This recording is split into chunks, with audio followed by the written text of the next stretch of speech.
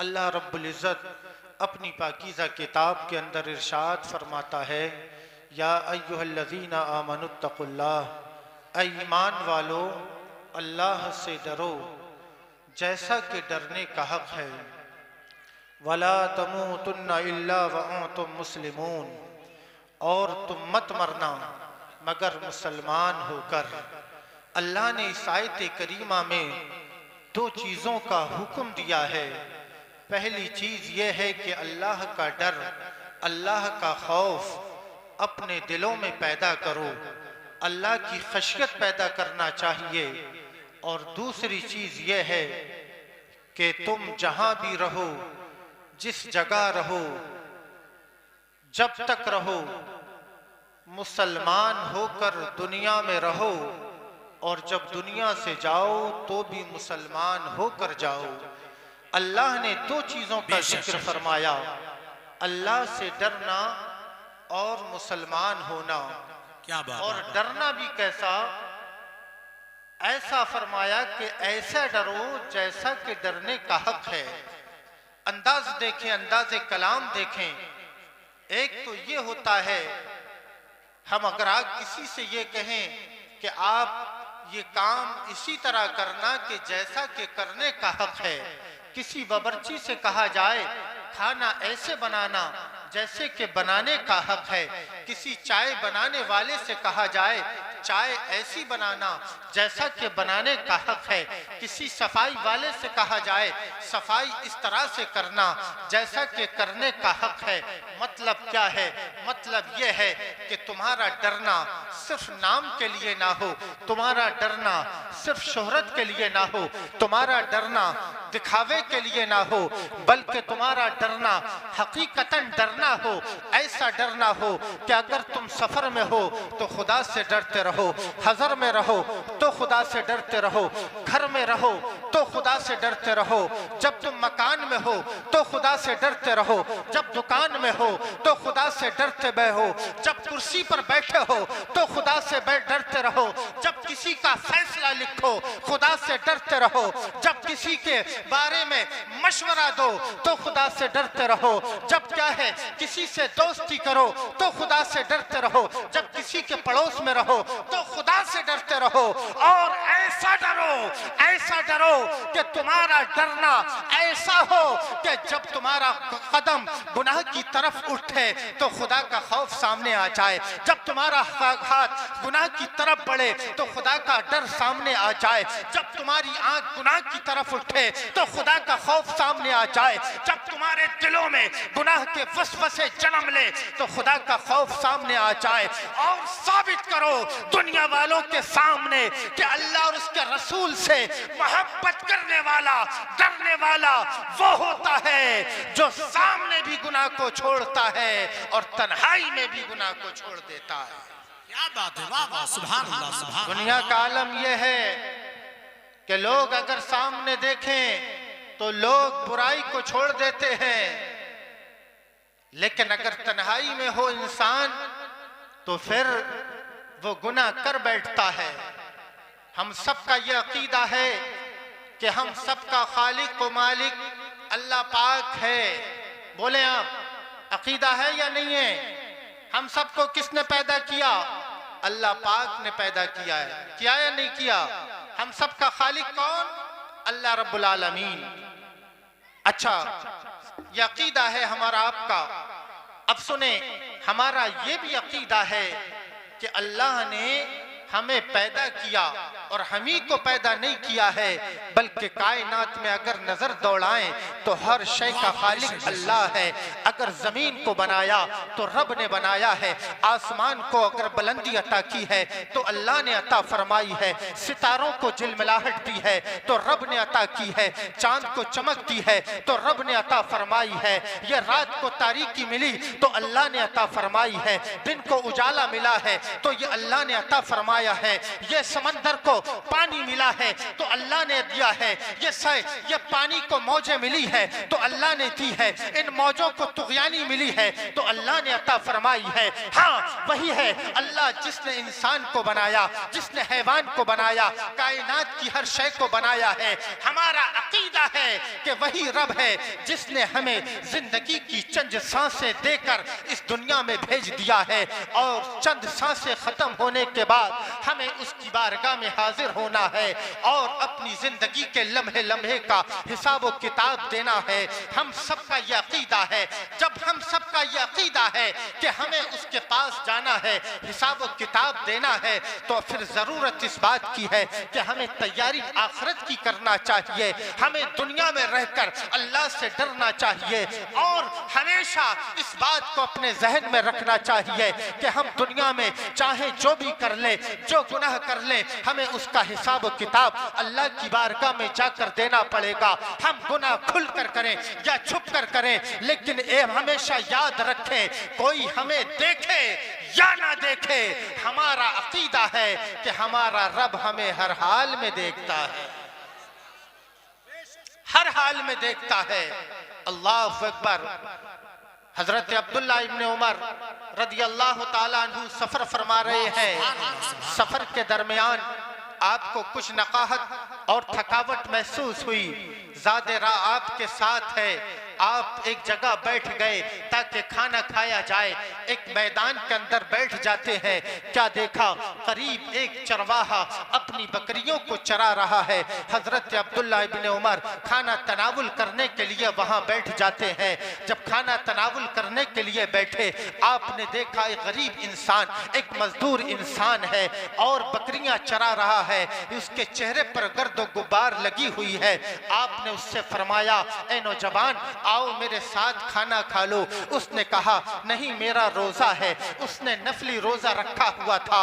अल्लाह अकबर। हजरत अब्दुल्ला इब्ने उमर ने जब इतना सुना तो दिल में ख्याल आया, सोचने लगे, ये इंसान है तो गरीब, है तो मजदूर, चराता है बकरियां, लेकिन ये इंसान रोजे से है, इसका मतलब ये अच्छा इंसान है। चलो इसकी नेक होने का इम्तिहान लिया जाए। ये रोजेदार, ये सिर्फ रोजेदार है या रोजेदार के साथ नेक भी है या नहीं है? सुभान अल्लाह। क्या सिर्फ रोजेदार है या नेक भी है? क्यों? ये जरूरी नहीं कि अगर कोई रोजेदार है तो वो नेक भी हो। कुछ ऐसे होते हैं जो नमाजी होते हैं लेकिन नेक नहीं होते, हाजी होते हैं लेकिन नेक नहीं होते, रोजेदार होते हैं नेक नहीं होते। आपके ज़हन में सवाल होता होगा, ये कैसे हो सकता है, नमाजी हो और नेक ना हो, रोजेदार हो और नेक ना हो, ये कैसे हो सकता है, हाजी हो और वो नेक ना हो? तो मैं कहूँगा, हाँ जनाब सुनिए, अगर कोई नमाजी है तो नमाज कहती है कि नमाज पढ़ने वाला इंसान हर बुराई से दूर रहता है, न वो झूठ बोलता है, न वो चुगली करता है। लेकिन जनाब हमने देखा, नमाज पढ़ने वाला इंसान नमाज भी पढ़ता है, चुगली भी करता है। नमाज पढ़ने वाला इंसान नमाज भी पढ़ता है, झूठ बोलते हुए हमने देखा है। नमाज पढ़ने वाला इंसान नमाज भी पढ़ता है और साथ ही साथ अगर वो तिजारत करता है तो कम तोलते हुए वो नहीं बचता है। मुझे बताओ, वो इंसान नमाजी तो है लेकिन नेक कहाँ रहा? रोजेदार इंसान ने रोजा तो रख लिया है लेकिन रोजे का पास नहीं है, रोजे का ख्याल नहीं है, रोजा रखकर भी झूठ बोलता है, रोजा रखकर भी गीबत सुनता है, रोजा रखने के बाद भी नजर की हिफाजत नहीं करता। वो रोजेदार तो है लेकिन नेक नहीं है। इसलिए ए मिल्लत के नौजवानों, रब से दुआ करो, ए मौला तू नमाजी भी बना दे और नेक भी बना दे। वाह, नारे तकबीर, नारे रिसालत, मसलके आला हजरत, फैजाने आला हजरत कॉन्फ्रेंस, सरजमीन दौलतपुर। वाह सुभान। इसलिए नेक होना जरूरी है। हजरत अब्दुल्ला इब्ने उमर ने सोचा, रोजेदार तो है, चलो इम्तिहान लिया जाए, नेक है या नहीं है। अल्लाह अकबर। आपने खाना तनावुल करने के बाद उस नौजवान के करीब आए और फरमाया, ए नौजवान, ये बकरियां तुम्हारी है? कहा, नहीं मेरी नहीं है, बल्कि मैं तो मजदूरी पर इन्हें चराता हूँ, मेरा मालिक उजरत मुझे देता है। कहा, एक बकरी की जरूरत है, मुझे एक बकरी बेच दो। कहा, बकरी का मालिक मैं नहीं हूँ, मैं तो नौकर हूँ, मैं तो चरवाहा हूँ, मैं तो बकरियां चराता हूँ। हजरत अब्दुल्ला इब्न उमर ने फरमाया तुम एक बकरी बेच दो, तुम्हारे मालिक को पता नहीं चलेगा। मालिक अगर सवाल करे एक बकरी कहाँ चली गई, कह देना जंगल का भेड़िया खा गया है। अल्लाह अकबर। तो उस चरवाहे ने जब इतनी बात सुनी, अपने चेहरे पर सजी हुई दाढ़ी को झाड़ा, उससे गर्द गुब्बार झड़ती है। अपने कपड़ों को उसने झाड़ा, गर्द गुब्बार नीचे गिरती है। और उसके बाद अब्दुल्ला इब्न उमर से मुखातब होकर वो मजदूर इंसान, वो रोजेदार इंसान मुखातब होता है और कहने लगता है ऐ अल्लाह के नेक बंदो सुनो, ये बात तुम्हारी दुरुस्त है कि मैं अपने मालिक से ये कह दूंगा, बकरियों के मालिक से कह दूंगा कि बकरी को जंगल का भेड़िया खा गया है, लेकिन अगर कायनात के मालिक ने पूछा तो क्या जवाब दूंगा। अल्लाह अकबर। मैदान महशर में अगर किसी अल्लाह ने मुझसे सवाल किया ऐ नौजवान तूने अपने मालिक की बकरी को क्यों बेचा, क्यों उसका हक खाया, तो मैं रब को क्या जवाब दूंगा। इसी का नाम खशियत है, इसी का नाम खौफ है। और कुरान के अंदर अल्लाह पाक इरशाद फरमाता है वलिमन खाफा मकाम रब्बिही जन्नतान। ऐ लोगों सुनो, जो इंसान अपने रब के सामने खड़ा होने से डर जाता है अल्लाह पाक उसे 2 जन्नतें अता फरमाए। हजरत उमर रदी अल्लाह ताला अन्हु के दौरे खिलाफत में एक साहबी रसूल है, उनका बेटा जवान है। ये नौजवानों, मैं आपको आखिरी पैगाम देकर बात को खत्म कर देना चाहता हूँ। आप पर हमारा मुस्तकबिल डिपेंड करता है, कौम की जिम्मेदारी है। याद रखें, अगर हमारा नौजवान संभल गया तो हमारी कौम संभल जाएगी, हमारा माशरा संभल जाएगा, हमारी सोसाइटी बेहतर हो जाएगी। किसी कौम को इज्जत व वक़ार उसकी सोसाइटी से मिला करता है, समाज से मिला करता है। मुस्लिम समाज, मुस्लिम मुआशरा अगर बावक़ार और बाइज्जत होना चाहता है तो हमारे नौजवानों को बावक़ार बनना पड़ेगा, पाक दामन बनना पड़ेगा। आपको अपनी निगाहों को पाक करना पड़ेगा, अपने दिलों को साफ करना पड़ेगा। आपको अपने सरों पर टोपियां सजाना होगी, आपको अपना लिबास बेहतर करना पड़ेगा, आपको अपना वक़ार और अपना अखलाक ऐसा अपनाना होगा कि दुनिया वाले जब तुम्हें देखें तो देखने के बाद कहे मैं कुर्बान जाऊं उस दीन पर कि जिस दीन के मानने वाले नौजवान ऐसे हैं। अल्लाह अकबर। आज ये मेंबर के अरकान, इस कमेटी के अरकान ये सामने खड़े हुए हैं। मुझे ईमानदारी से बताना कि इनके सरों पर जो इमाम शरीफ सजे हुए हैं, इनके जिस्मों पर जो इस्लामी लिबास सजा हुआ है, बताओ ये लिबास कैसा लग रहा है, अच्छा लग रहा है या नहीं लग रहा है। अगर हमारे समाज के बच्चे अगर इस लिबास में आ जाएं, अगर इस दस्तार में आ जाएं, तो खुदा की कसम हमारे ये नौजवान जिस गली कूचे से निकलते चले जाएंगे, लोग अपनी नजरें झुकाते चले जाएंगे, समाज हमारा बेहतर होता चला जाएगा। आज मुआशरा गंदा हो रहा है, हमारी आंखें गंदी हो रही है, हमारे दिल गंदे हो रहे हैं। जानते हो इसका सबसे बड़ा जिम्मेदार कौन है? हमारी जेब में रखा हुआ मोबाइल है। हम मोबाइलों को देखते हैं, इस मोबाइल ने हमारी जिंदगियां, हमारे नौजवानों की जिंदगियां तबाह कर दी है, उनके वक्तों को बर्बाद कर दिया है, उनकी रातों को काला कर दिया है, उनकी इबादतों को बर्बाद कर दिया है, उनका पढ़ना लिखना खत्म कर दिया है। हमारे घरों में जब बच्चे जब होशियार होते हैं तो वो मोबाइल हाथों में लेकर उसी पर अपना गुजारा करने लगते हैं। कभी गालियां सीखते हैं, कभी गाने सीखते हैं, तो कभी फिल्में ड्रामे देखते हैं। घरों में हमारी माँ बहनें ड्रामा देख देख कर वो अपनी जिंदगी को वैसा बनाना चाह रही है। याद रखो, जिंदगी दुनिया और आखिरत की बेहतर बनाना चाहते हो तो फिल्मी ड्रामों से बेहतर नहीं बनेगी, बल्कि खातून जन्नत की जिंदगी से बेहतर जिंदगी बनेगी। अगर हम चाहते हैं जिंदगी बेहतर हो जाए तो हमें मोहम्मद रसूलुल्लाह की सीरत को अपनाना होगा, हजरत अली की सीरत को अपनाना होगा। हजरत उमर के दौरे हुकूमत में एक साहबी रसूल का बेटा पक्का नमाजी है, मस्जिद में नमाज पढ़ने के लिए जाता है। वो जब रास्ते से जाता था, एक औरत उसे दावत इश्क देती थी, अपनी तरफ बुलाती थी। ये ये नौजवान गुजर जाता था। लेकिन आप जानते हैं जब बार बार किसी को गुनाह की तरफ बुलाया जाए तो इंसान का दिल पिघल ही जाता है। ये इंसान एक दिन रात के वक्त एक इंसान रात की इशा की नमाज पढ़ने के बाद यह नौजवान जब अपने घर की तरफ वापस आ रहा था, रास्ते में वो औरत मिल जाती है, अपनी तरफ बुलाती है। ये नौजवान जाना चाहता है कि अचानक किसी हाफिज कुरान ने कुरान की आयत करीमा को पढ़ा, वलिमन खाफा मकाम रब्बिही जन्नतान। जो इंसान अपने रब के सामने खड़ा होने से डरता है अल्लाह उसे 2 जन्नतें अता फरमाएगा।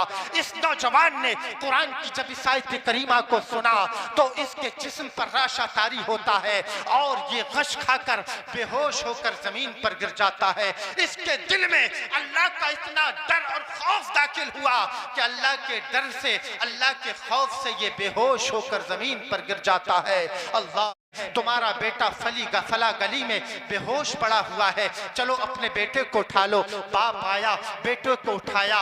बाप ने अपने बेटे के सर को अपनी गोद में रखा है और सर पर हाथ रखा।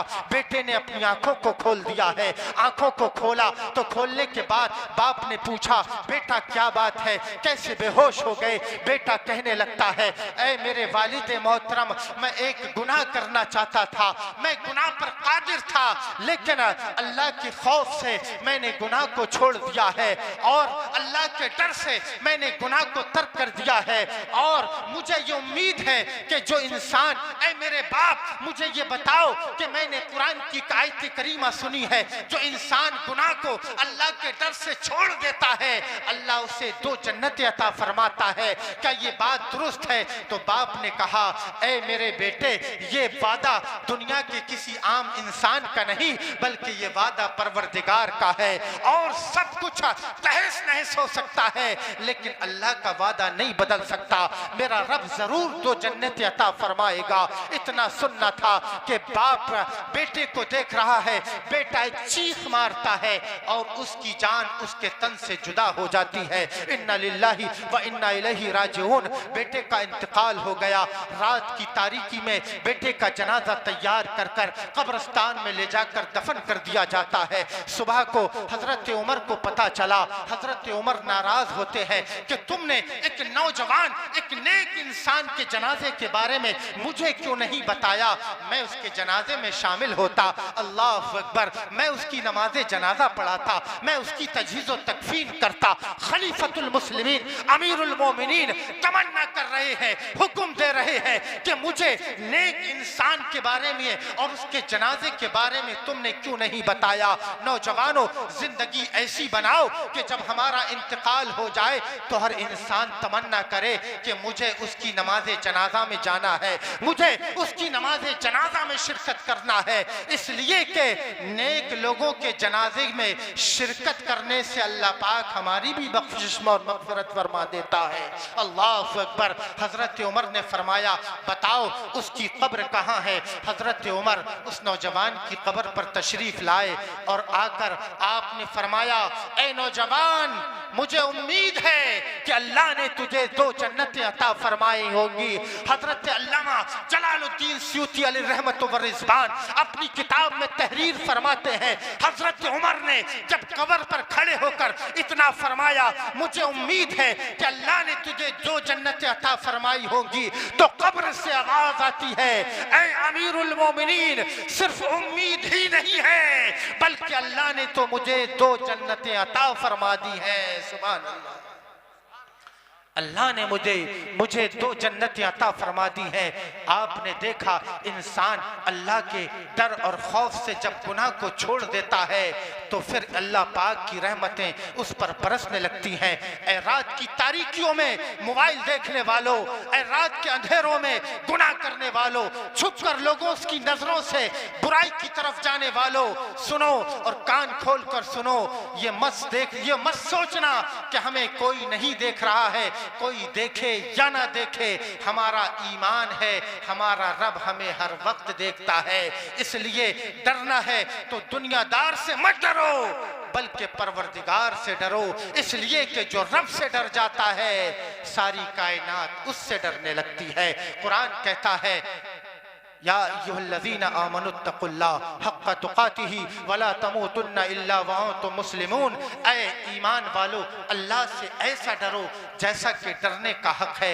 हज़रत इमाम हसन बसरी ने एक नौजवान को हंसते हुए देखा। आपने फरमाया, नौजवान हंस रहे हो, क्या तुम पुलसिराज से गुजर गए? कहने लगा नहीं। फरमाया, क्या तुम्हें पता चल गया है कि तुम्हारा ठिकाना जन्नत है या दोज़ख है? कहने लगा नहीं। तो फरमाया, हंसना कैसा, फिर तो तुम्हें रोना चाहिए जब अपना अंजाम मालूम नहीं है। कुरान कहता है ऐसा डरो जैसा कि अल्लाह से डरने का हक है। वला तमूतुन्ना इल्ला व अंतुम मुस्लिमून, और तुम मत मरना मगर मुसलमान होकर। जब तक दुनिया में रहो इस्लामी जिंदगी गुजारो, जब तक दुनिया में रहो मुसलमान बनकर रहो। 8 दिन के मुसलमान मत बनो, ईद वाले मुसलमान मत बनो, रमजान वाले मुसलमान मत बनो, बल्कि हर दिन वाले मुसलमान बनो, हर घड़ी वाले मुसलमान बनो। अपने हाथों को भी मुसलमान बनाओ, अपने पैरों को भी मुसलमान बनाओ, अपनी नजरों को भी मुसलमान बनाओ, और सबसे पहले अपने दिल को मुसलमान बना लो। इसलिए कि ये दिल का राजा है। दिल जो होता है इंसानी जिस्म का बादशाह और राजा होता है, और जिस मुल्क का बादशाह मुसलमान हो जाए तो रियाया तो खुद ब खुद मुसलमान हो जाती है। इसलिए जिसका दिल संभल गया उसका जिस्म संभल गया। इसलिए सबसे पहले अपने दिलों को संभालो। इसलिए कुरान कहता है कि मत मरना मगर मुसलमान होकर। मतलब यह है कि जानबूझकर कोई ऐसा कदम मत उठा बैठना, कोई ऐसा काम मत कर लेना कि जिसकी वजह से तुम इस्लाम से खारिज हो जाओ। इसलिए अपने अकीदे की हिफाजत करो, अपने आमाल की हिफाजत करो। अल्लाह पाक हम सबको नेक अमल की तौफीक और रफ़ीक अता फरमाए। रब की बारगाह में दुआ करता हूँ, मैंने जो बोला अल्लाह पाक सबसे पहले मुझे, उसके बाद आप सबको अमल की तौफीक अता फरमाए, और जो बोलने में खताएं सरजद हुई हों अल्लाह पाक अपने फजल व करम से माफ़ फरमाए। अस्तगफिरुल्लाह रब्बी मिन कुल्ली ज़म्बिन व अतूबु इलैह। कलमा शरीफ पढ़े, अशहदु अल्ला इलाहा इल्लल्लाहु व अशहदु अन्ना मुहम्मदन अब्दुहु व रसूलुहु। अस्सलामु अलैकुम व रहमतुल्लाहि तआला व बरकातहू।